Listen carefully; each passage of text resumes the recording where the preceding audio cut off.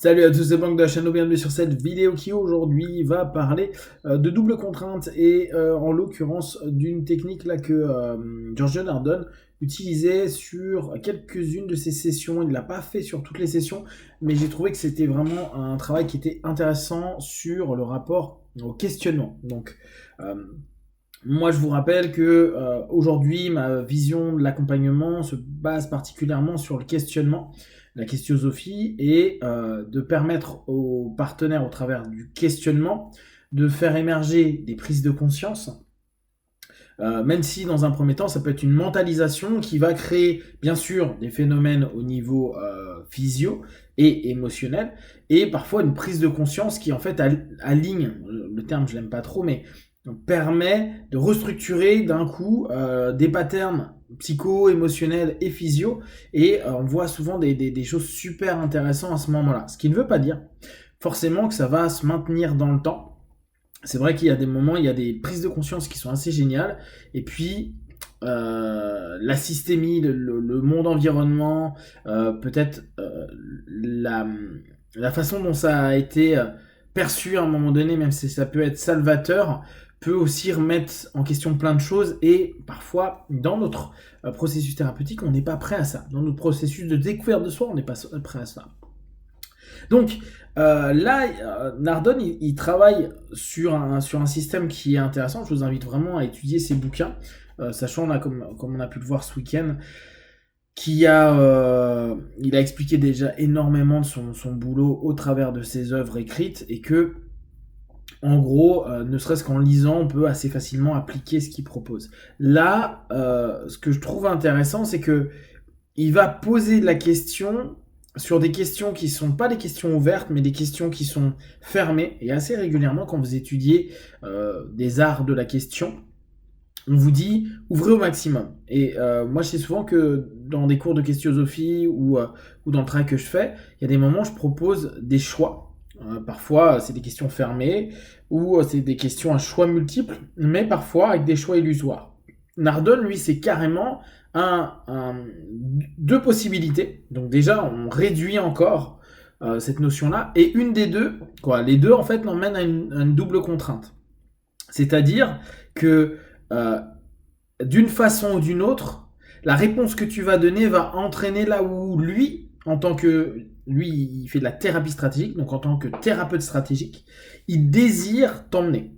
En fait, il te drive. Ce qui peut, pour beaucoup de praticiens, être dans un contresens ou un non-sens par rapport à ce qui a pu être enseigné dans les écoles, c'est-à-dire éviter de projeter, contre-transfert, pour certaines obédiences, évitez de projeter votre idée de ce que ça peut être, ou de proposer, suggérer, des éléments qui peut-être n'ont pas été émis par le partenaire. Nardone, lui, il n'en est pas du tout à ce niveau-là, ils sont en contre-fou. C'est-à-dire qu'il voit globalement où ça va, il voit globalement le type de pathos que c'est, le type de problématique, et là-dessus c'est assez cohérent, parce que plus on pratique, plus on se rend compte que, on va dire, il y a peut-être, je dis n'importe quoi, à 50 ou 60 patterns qui sont récurrents chez tout le monde, qu'importe la problématique symptomatique, on revient quasiment toujours sur les mêmes éléments. Ce que je disais hier à Jimmy, c'est limite freudien comme modèle, c'est-à-dire que Freud, bon, c'était papa, maman, le sexe, et un petit peu le développement, en exagérant, mais globalement, il retournait tout le temps ou très souvent dans cette dynamique-là. Et ben, chez beaucoup de psy, alors même si vous faites de l'énéagramme, vous pouvez facilement vous référer, on a besoin souvent de modèles statiques. Donc, il est assez facile de créer des grilles, de se dire, ah bah oui, bah ça nous entraîne là, ah bah oui, bah là on va parler du manque de confiance en soi, ah là on va parler de l'abandon, ah là on va parler, on peut reprendre les blessures de Lise Bourbeau, hein, de telle ou telle chose. Donc en fait, on a souvent des grilles. Et par ces notions-là, alors qu'importe vos obédiences, qu'importe vos écoles, qu'importe vos connaissances, plus vous en avez, et plus vous allez structurer un modèle qui vous correspond dans votre perception des choses, plus dans le questionnement, en tout cas dans ce type de questionnement à double contrainte, vous allez orienter les questions pour obtenir les réponses qui vous intéressent, pour que la personne puisse s'entendre dire, percuter, voire mentaliser et éventuellement prendre conscience du principe, du modèle ou des cheminements qui sont en train de se mettre en place. Sachant que ça va toucher, de par la pensée, les émotions. Je vous rappelle, l'expérience va créer des pensées, qui va créer une signification, qui va créer des émotions / sensations. Après, c'est souvent l'émotion qui va être prise en compte.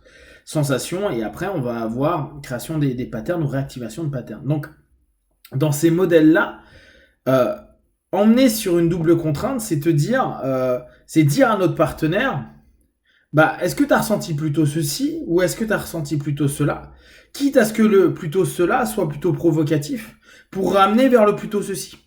Et même si au pire, la personne a dit que c'est aucune des deux, elle va formuler elle-même un élément qui dès lors va nous faire avancer dans la problématique et très certainement un élément qui est cohérent par rapport à ce qu'elle a proposé avant, donc qui de toute façon va orienter de plus en plus vers l'élément clé qui semble être la clé de voûte pour la session. Pensez bien, c'est pour la session, c'est pas forcément pour toute la thérapie ou forcément pour tous les patterns dissonants.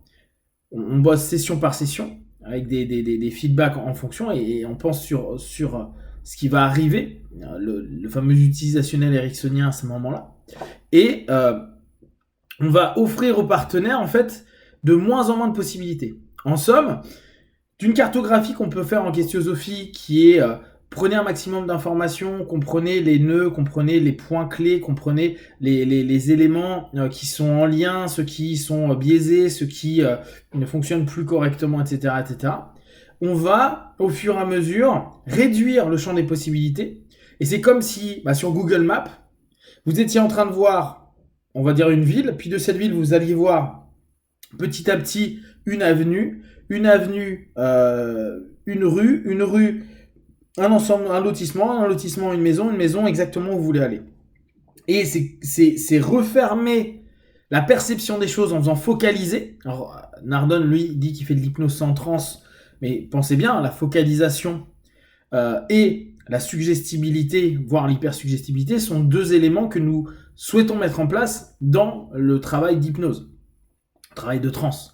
Donc c'est ça qui nous intéresse. Plus tu vas être focalisé, c'est-à-dire moins tu as la capacité, de par le questionnement qui t'a emmené dans un entonnoir, moins tu vois de choses extérieures, plus tu es focalisé dessus, plus l'impact potentiel de la mentalisation, prise de conscience ou notion émotionnelle va avoir un impact fort, va marquer. Et donc là, on arrive sur une suggestion puissante, entre guillemets, au travers d'une question ou carrément d'une suggestion portée dans une figure d'autorité, donc en posture haute, qui va permettre au partenaire à ce moment-là, vu qu'il est complètement coupé d'autre chose et que sa pensée a été drivée, a été orientée, on est hyper,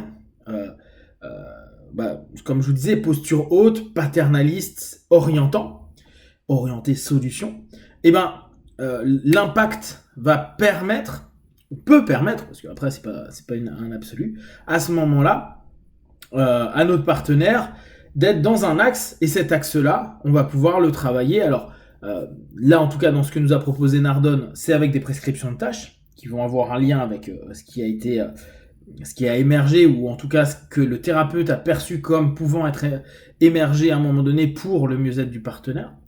Et après, la prescription de tâches va dessus. Nous, plus en hypnose, PNL, AT, etc., on va pouvoir travailler avec cette hyper-focalisation-là en permettant à notre partenaire, avec différentes méthodes, qu'importe l'outil technique, plutôt la technique que vous allez utiliser à ce moment-là, vous allez pouvoir appuyer ce que vous êtes en train de mettre en place.